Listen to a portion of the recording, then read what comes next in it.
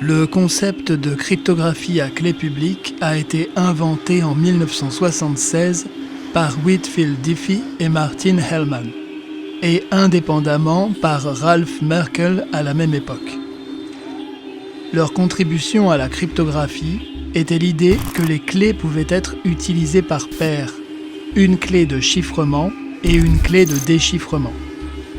Depuis, de nombreux algorithmes de cryptographie à clé publique ont été proposés. Beaucoup d'entre eux ne sont pas sûrs. Parmi ceux qui sont considérés comme sûrs, beaucoup ne sont pas pratiques, soit parce qu'ils utilisent des clés trop grandes, soit parce que le cryptogramme est beaucoup plus grand que le message en clair. Seuls quelques algorithmes sont à la fois sûrs et pratiques.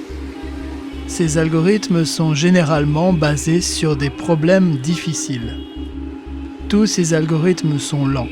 Ils chiffrent et déchiffrent les données beaucoup plus lentement que les algorithmes symétriques. C'est trop lent pour prendre en charge le chiffrement de gros volumes de données. Mais les cryptosystèmes hybrides accélèrent les choses. Dans un premier temps, un algorithme à clé publique est utilisé pour échanger une clé de session aléatoire. Ensuite, un algorithme symétrique utilise la clé de session aléatoire pour chiffrer le message.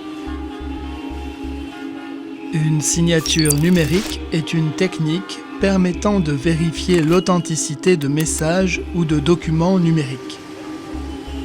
Les signatures numériques utilisent la cryptographie asymétrique. Alice signe un document avec sa clé privée. Dès lors, avec la clé publique d'Alice, Bob peut vérifier que le document a été signé par Alice et n'a pas été modifié. Les problèmes calculatoires difficiles sont la pierre angulaire de la cryptographie asymétrique.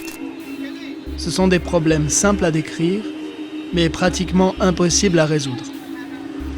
Ce sont des problèmes pour lesquels même le meilleur algorithme ne trouverait pas de solution avant l'extinction du Soleil. Dans les années 70, l'étude rigoureuse des problèmes difficiles a donné naissance à un nouveau domaine scientifique appelé théorie de la complexité computationnelle, qui a eu un impact considérable sur la cryptographie. Un problème calculatoire est une question à laquelle on peut répondre en faisant suffisamment de calculs. Par exemple, 5209 est-il un nombre premier? Ou encore, combien y a-t-il de R dans le mot cryptographie? La difficulté calculatoire est la propriété des problèmes de calcul pour lesquels il n'existe pas d'algorithme qui aboutira dans un délai raisonnable. La plupart des développeurs sont familiers avec la complexité des calculs, ou le nombre approximatif d'opérations effectuées par un algorithme en fonction de la taille de son entrée. La complexité peut être linéaire. Considérons par exemple un tableau de n nombres pour lequel votre algorithme doit compter combien il y a de 2.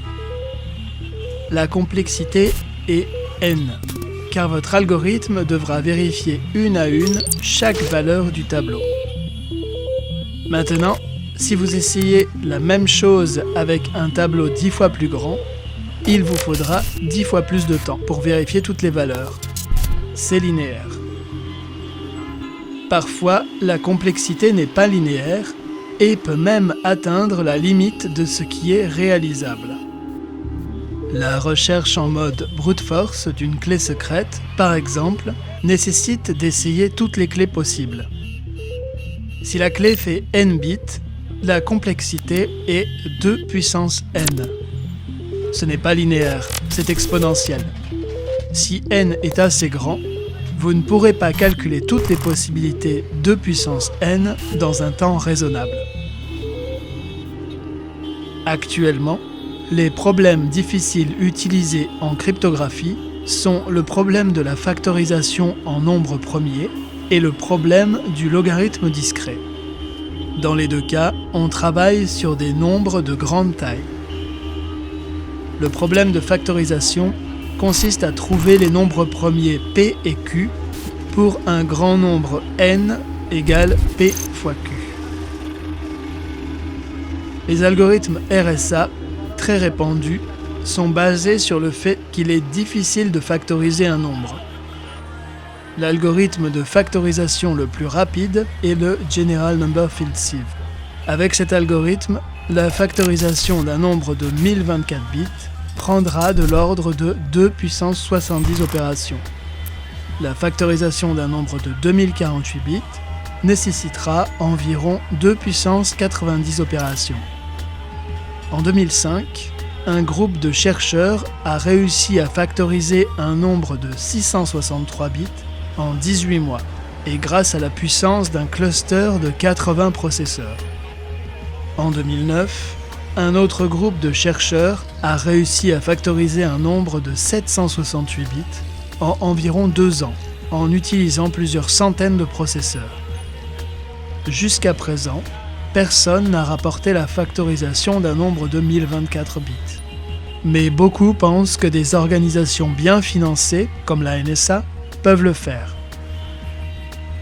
Le problème du logarithme discret est utilisé dans le protocole d'échange de clés Diffie-Hellman. Les problèmes de factorisation et de logarithme discret sont à peu près de même difficulté.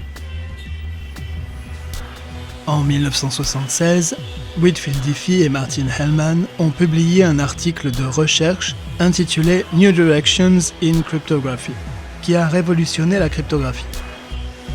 Dans leur article, ils ont introduit la notion de chiffrement à clé publique et de signature, bien qu'ils n'aient pas vraiment conçu de tels systèmes. Ils avaient juste ce qu'ils appelaient un système de distribution à clé publique, un protocole permettant à deux parties d'établir un secret partagé en échangeant des informations visibles par un espion. Ce protocole est maintenant connu sous le nom de protocole Diffie-Hellman. Le protocole Diffie-Hellman et ses variantes sont appelés des protocoles d'échange de clés. La fonction Diffie-Hellman implique deux valeurs privées choisies au hasard par les parties en communication et notées A et B, dans le groupe grand ZP, où P est un nombre premier. La partie 1 envoie la valeur grand A égale G puissance A modulo P, en clair, à la partie 2. La partie 2 envoie la valeur grand B égale G puissance B modulo P, en clair, à la partie 1. Ils peuvent alors tous les deux calculer le secret partagé qui est G puissance A puissance B, qui est égal à grand A puissance B ou à grand B puissance A. Ce secret partagé est ensuite transmis à une fonction de dérivation de clés afin de générer une ou plusieurs clés symétriques partagées. Pour que Diffie-Hellman soit sûr, les paramètres G et P doivent être choisis avec soin. Certaines valeurs de G limiteront le secret partagé G puissance AB à un petit sous-ensemble de valeurs possibles.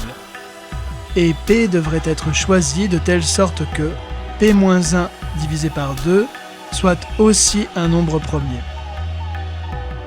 Diffie-Hellman est au cœur de la plupart des protocoles d'échange de clés publiques déployés. Cependant, il n'y a pas un seul protocole Diffie-Hellman, mais plutôt une variété de façons d'utiliser la fonction Diffie-Hellman afin d'établir un secret partagé. L'algorithme RSA porte le nom de ses trois inventeurs, Ron Rivest, Adi Shamir et Leona Hadelman. Il a révolutionné la cryptographie lorsqu'il est apparu en 1977 en tant que premier système de chiffrement à clé publique. Le chiffrement à clé publique utilise deux clés.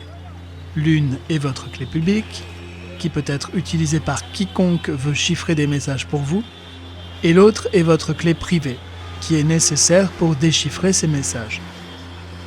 Cette magie est la raison pour laquelle RSA est apparu comme une véritable percée, et 40 ans plus tard, c'est toujours le parangon du chiffrement à clé publique, et un pilier de la sécurité d'Internet.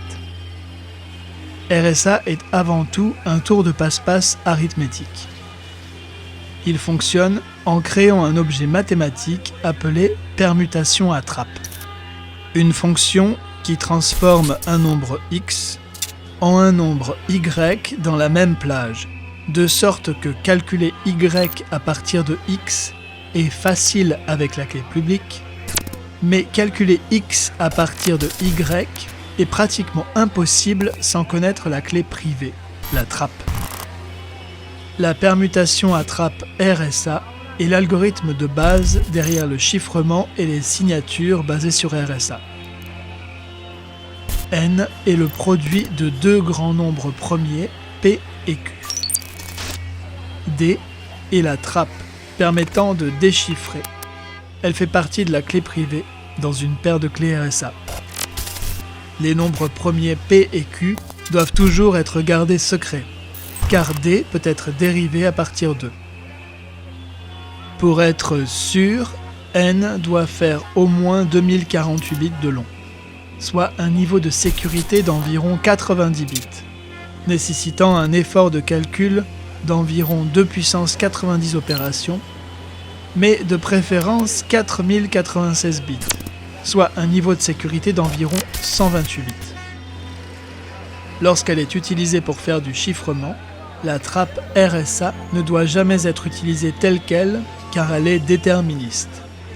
Ce faisant, si vous chiffrez 2 fois le même texte en clair, vous obtiendrez 2 fois le même texte chiffré. Afin de sécuriser les cryptogrammes RSA, le cryptogramme devrait être composé des données du message et d'un léger surplus de données aléatoires appelé padding. La méthode standard pour chiffrer avec RSA de cette façon, c'est d'utiliser OAEP, Optimal Asymmetric Encryption Padding. Cette technique ajoute des données supplémentaires et de l'aléatoire au message avant d'appliquer la fonction RSA.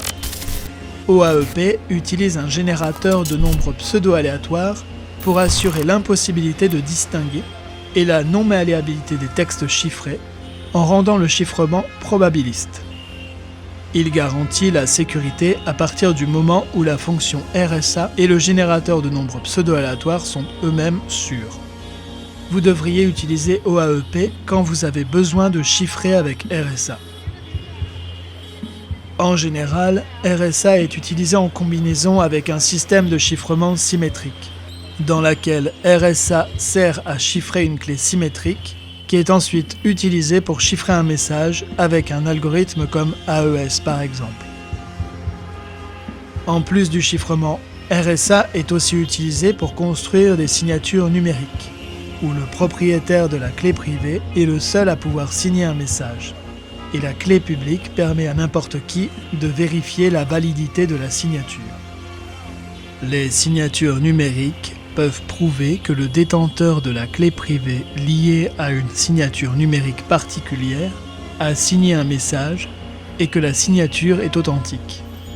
Comme personne d'autre que le détenteur de la clé privée ne connaît l'exposant privé D, personne ne peut calculer une signature Y égale X puissance D modulo N à partir d'une valeur X.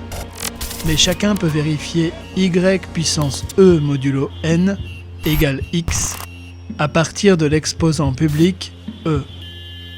Cette signature vérifiée peut être utilisée en justice pour démontrer que le détenteur de la clé privée a signé un message particulier, une propriété d'indéniabilité qu'on appelle non-répudiation. Pour éviter les attaques cryptographiques contre les signatures, il convient d'utiliser RSA-PSS, Probabilistic Signature Scheme. Il a été conçu pour rendre la signature d'un message plus sûre grâce à l'ajout de données de padding. Comme tous les systèmes de signature à clé publique, PSS travaille à partir du hash d'un message plutôt que le message lui-même. PSS est aux signatures RSA, ce que OAEP est au chiffrement RSA. L'introduction de la cryptographie à courbe elliptique en 1985 a révolutionné notre façon de faire de la cryptographie à clé publique. La cryptographie à courbe elliptique est plus puissante et plus efficace que les alternatives classiques comme RSA et Diffie-Hellman. Une clé de 256 bits en courbe elliptique est plus forte qu'une clé de 4096 bits en RSA. Mais elle est aussi plus complexe. Comme RSA, la cryptographie à courbe elliptique multiplie des grands nombres. Mais à la différence de RSA, elle le fait afin de combiner des points sur une courbe mathématique, appelée courbe elliptique. Il existe de nombreux types de courbes elliptiques, simples et sophistiquées, efficaces et inefficaces, sûres et peu sûres. Les systèmes modernes n'ont aucune raison de ne pas se servir de la cryptographie à courbe elliptique, et vous la trouverez utilisée dans Bitcoin et de nombreux composants de sécurité dans les appareils Apple. En effet, les courbes elliptiques vous permettent d'effectuer des opérations courantes de cryptographie à clé publique, telles que le chiffrement, la signature et les échanges de clés, plus rapidement que leurs équivalents classiques. Une courbe elliptique est une courbe sur un plan, un groupe de points avec des coordonnées x et y. Une courbe elliptique telle qu'utilisée en cryptographie est typiquement une courbe dont l'équation est de la forme y puissance 2 égale x puissance 3 plus ax plus b, où les constantes a et b définissent la forme de la courbe. Dans ce type d'équation, il peut y avoir des cas où il y a plusieurs valeurs y pour une même valeur x. Dans notre exemple, pour x égale moins 1, y pourrait être racine carrée de 3, mais aussi moins racine carrée de 3. Il peut aussi y avoir des cas où il n'y a pas de valeur y pour certaines valeurs x. Dans notre exemple, pour x égale 1, y au carré égale moins 3. Puisque c'est impossible, il n'y a pas de valeur y. Les courbes utilisées en cryptographie ne ressemblent pas à celles-ci, mais plutôt à un nuage de points, car les x sont uniquement des nombres réels. Toute la cryptographie à courbe elliptique est construite sur le problème du logarithme discret sur courbe elliptique. En considérant deux points Q et P de la courbe, le problème est de trouver le nombre K tel que Q est égal au produit de K et P. ECDLP est le problème du logarithme discret sur courbe elliptique. Les protocoles Diffie-Hellman peuvent être adaptés pour fonctionner avec des courbes elliptiques, sous le nom ECDH. L'algorithme standard utilisé pour signer avec des courbes elliptiques est ECDSA. Cet algorithme a remplacé les signatures RSA et les signatures DSA classiques dans de nombreuses applications. C'est par exemple le seul algorithme de signature utilisé dans Bitcoin, et il est supporté par de nombreuses implémentations TLS et SSH. Il existe plusieurs types de courbes elliptiques, mais toutes ne se valent pas quand il s'agit de faire de la cryptographie. Dans la pratique, vous utiliserez une courbe standard pour le chiffrement. Voici les principales. Les courbes du NIST ont été normalisées par le NIST, organisme américain, en 2000. Elles sont parfois critiquées, car seule la NSA, qui a créé ces courbes, connaît l'origine du coefficient B dans leurs équations. Personne ne sait pourquoi la NSA a choisi cette constante particulière, mais la plupart des experts ne pensent pas qu'il s'agisse d'une porte dérobée. Daniel Bernstein a créé la courbe Curve 25519 en 2006. Focalisé sur la performance, il l'a conçue pour être plus rapide et pour utiliser des clés plus courtes que les courbes standards. Contrairement aux courbes du NIST, celle-ci n'a pas de constante suspecte. Curve 25519 est utilisée partout, dans Google Chrome, les systèmes Apple, OpenSSH et de nombreux autres systèmes. Cependant, comme Curve 25519 n'est pas un standard du NIST, certaines applications s'en tiennent aux courbes du NIST. RSA repose sur le problème de la décomposition en facteurs premiers. Diffie-Hellman et les courbes elliptiques reposent sur le problème du logarithme discret. La factorisation et le logarithme discret n'ont a priori pas grand-chose à voir. Pourtant, du point de vue d'un ordinateur quantique, ces deux problèmes sont des instances d'une plus grande famille de problèmes qu'on appelle le problème du sous-groupe caché. En gros, si on fait une abstraction mathématique de ces problèmes, ça devient un seul et même problème pour un ordinateur quantique. Si un ordinateur quantique vient à exister, il pourra casser RSA, il pourra casser les courbes elliptiques et à peu près toute la cryptographie à clé publique et les signatures électroniques qu'on utilise de nos jours. Quand il s'agit de dire à partir de quand on va voir arriver ces ordinateurs quantiques, les avis divergent. Certaines personnes parlent de quelques années. En général, il s'agit de chercheurs qui demandent des financements pour faire de la recherche sur le sujet, ou bien d'entrepreneurs qui ont développé un produit lié à cette problématique.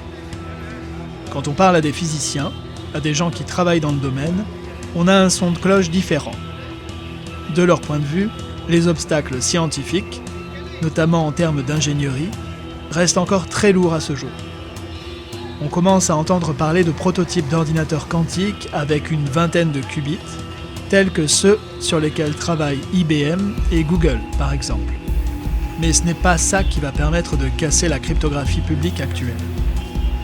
Pour la casser, il faudrait avoir de l'ordre de plusieurs millions de qubits, et on en est extrêmement loin. Ce type d'ordinateur quantique ne se fera probablement pas avant un siècle, si jamais ça arrive. Mais on peut toujours avoir des surprises, et mieux vaut anticiper. Les algorithmes post-quantiques sont des algorithmes à clé publique qui sont sûrs contre un hypothétique ordinateur quantique. On parle aussi d'algorithmes quantum safe ou quantum resilient. Des travaux de standardisation sont en cours au NIST, avec une compétition publique lancée en 2017 et qui devrait aboutir d'ici 2022. On a déjà identifié certains types de problèmes qui seraient quantum safe. Par exemple, décoder les codes correcteurs d'erreurs qui sont utilisés dans les communications pour corriger les erreurs accidentelles de transmission. Autrement dit, le problème de corriger ou reconstruire quand on n'a pas toute l'information. Ou encore, les fonctions de hachage, car il est difficile de revenir à la valeur initiale à partir du hash. Dans le prochain épisode, on va s'intéresser au concept de PKI, ou Public Key Infrastructure.